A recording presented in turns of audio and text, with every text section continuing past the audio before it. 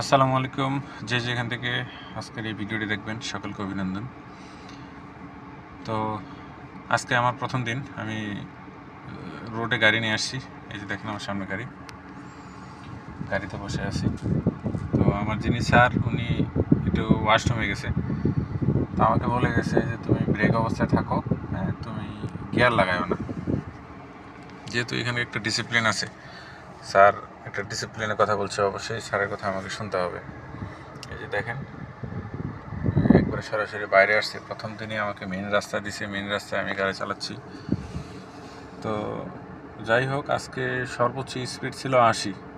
আলহামদুলিল্লাহ যে প্রথম দিনে আমি 80 স্পিড নিয়ে মেন রাস্তায় গাড়ি ড্রাইভ করছি। বাট বাংলাদেশে আমার কোনো এক্সপিরিয়েন্স ছিল না। I have no experience in of my Bangladesh.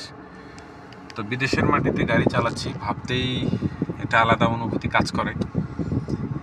তো যারা এই ভিডিওটি দেখবেন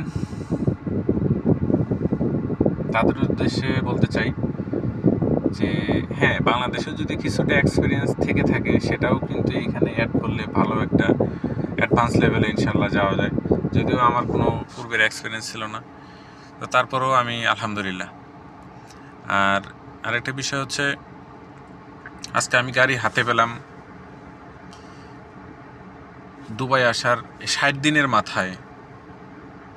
আজকে 13 জুলাই, ঠিক 13 মে আমি দুবাইতে ল্যান্ড করি। 60 দিনের মাথায় আমি আজকে গাড়ি হাতে পেলাম। তো এর মাঝে 2 মাস আমাদের কিন্তু অনেক একটা কার্যক্রম ছিল। তো ওইটা নিয়ে বিস্তারিত আমি জানাবো। সকালে ভালো থাকবেন। স্যার চলে আসবে, ভিডিও দেখলে ঝামেলা আছে। এই যে দেখেন আমি স্টার্টিংয়ে বসছি। আল্লাহ হাফেজ।